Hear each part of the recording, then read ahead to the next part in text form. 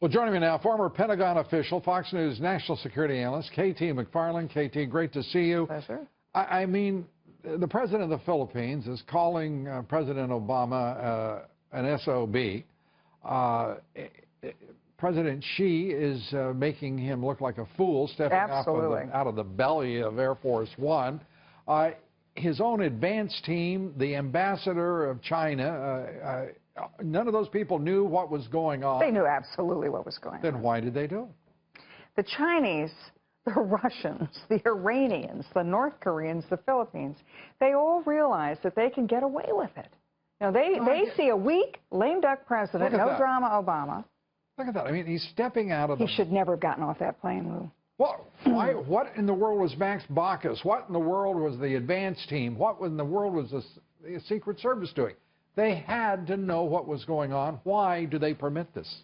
That's the president's call. If the president, all of China, he does, and it's not just the insult to him; it's the insult to the United States. Well, that, by the way, that what you've just shown, that went viral all over Asia today. And the image that they saw was China's the rising power. China's bossing the United States around. The president of the United States, we're not even going to bother giving him the red carpet treatment. He's going to slink off the back of the plane.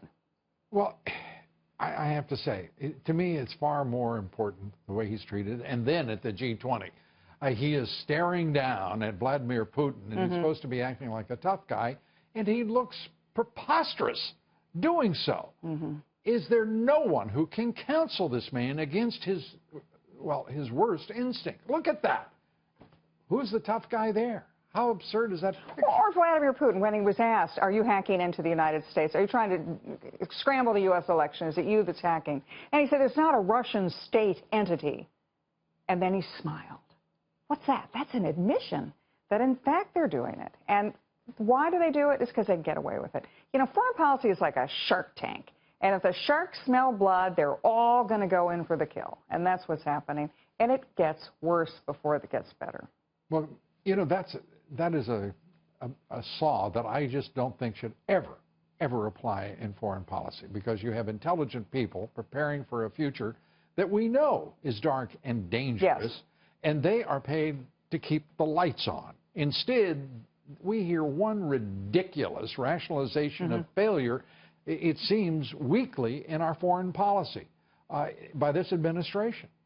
Can Trump turn it around? Oh, yeah, absolutely. Reagan turned it around. This is exactly a replay of what we had in 1979 and 1980, when the United States was perceived as weak. There was no consequence to taking American diplomats hostage. There was no consequence to running circles around the President of the United States. Reagan came in, turned it around within days. I mean, the hostages were released. The defense budget went up. All of a sudden, we were treated with respect around the world. But you need a new president. I wouldn't put that on Trump or any other president stepping in, but that time frame. But it's certainly a desperate need that the next president has to meet. Now the clock's running out. And overcome. The clock is running out for the opportunity to turn it around. KT McFarland, Thank you. Thanks for being here. Appreciate it.